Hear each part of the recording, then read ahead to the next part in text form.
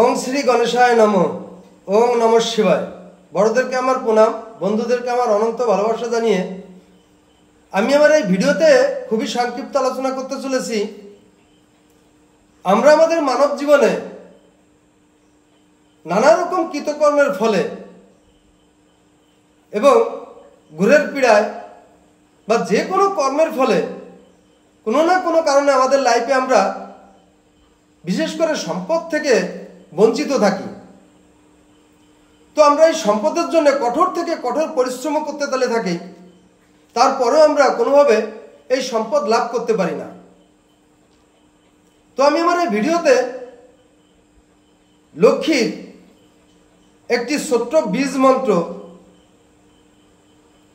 বলতে চলেছি, যে মন্ত্র প্রতিনিয়ত কেউ যদি কর্মের সাথে সাথে মানুষ জপ অর্থাৎ মনে মনে জপ করতে চলে থাকে, তাহলে তার ঘরে লক্ষ্মীর স্থির অবস্থায় বাস করে এবং এত পরিমাণে সম্পদ আসতে পারে যে আমরা ভাবতেই পারি না যে আমাদের লাইফে এই লক্ষ্মী দেবী কি পরিমাণে আমাদের সম্পদ দিতে পারে।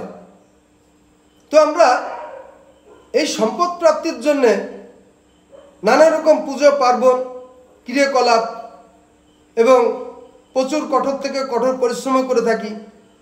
তবে আমি যে মন্ত্র বলতে চলেছি এত প্রভাবশালী, যেই মন্ত্র কেউ যদি কর্মের সাথে সাথে মানুষ জপ মনে মনে সবসময় জপ করতে থাকে, তাহলে তার লাইফে প্রচুর অর্থ সম্পদ নিয়ে পারবে না।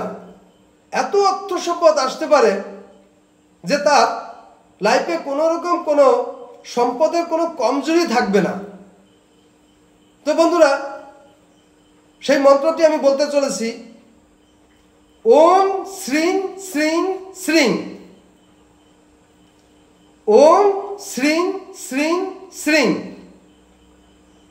তো বন্ধুরা, এই মন্ত্র এত প্রভাবশালী, এত শক্তিশালী। এই মন্ত্রটি লক্ষ্মীর বীজ মন্ত্র। কেউ যদি ভক্তি করে মানুষ জপ মনে মনে সদা সর্বদা এই মন্ত্র জপ করতে থাকে কর্মের সাথে সাথে, তাহলে তার লাইফে অর্থনৈতিক পরিকাঠামো এত সাকসেস, এত সফলতা দিতে পারে, অকল্পনীয়, অভাবনীয়। তো আমি মন্ত্রটিকে আবার বলছি, ওং শ্রীং শ্রীং শ্রীং। তো বন্ধুরা, এই ছিল আমার এই ভিডিও সংক্ষিপ্ত মন্ত্রের আলোচনা। তো এখানে আমি শেষ করছি। নমস্কার।